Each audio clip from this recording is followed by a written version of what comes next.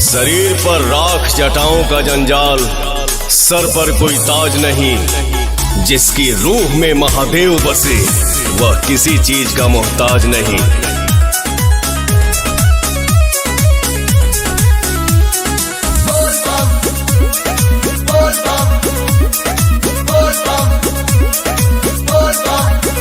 आजकल इग्नोर करो तारा, भगत के कुछ और करो तारा। सब बुझाता हमरा हो। आजकल इग्नोर करो तारा, भगत के कुछ और करो तारा।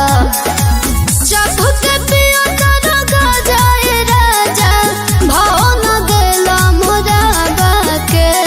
डोंट डिस्टर्ब मी पगली। अच्छा सावन के बाद आके मिली है ये सोना, सेवा में बनी भोले बाबा के। सावन के बाद आके मिली है ये सोना, सेवा में बनी भोले बाबा के।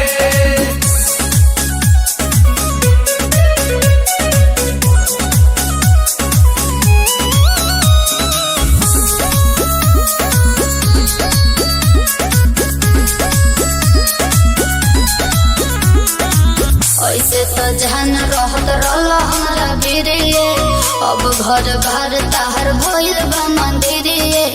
ढोल ले बाबू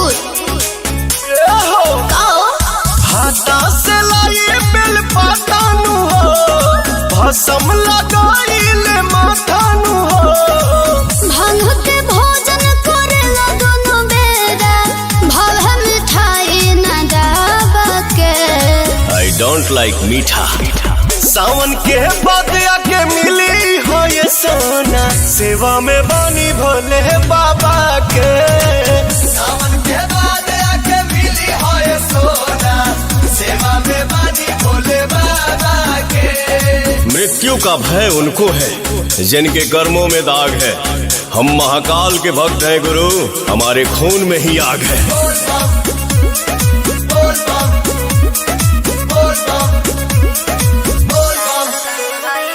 सारा कमाई के कह देला राजा, आंसू प्रियंसु करे में शिव चराचा। हम हई राजा तू रानी नु हो, बाबा से बढ़ के बदानी नु हो। सारा कवरियन के नाश्ता व्यवस्था चलता पवन के ढाबा पे। सावन के बाद आके मिली है ये सोना, सेवा में बनी भोले बाबा के। सावन के बाद आके मिली है ये सोना, सेवा में बनी भोले बाबा के।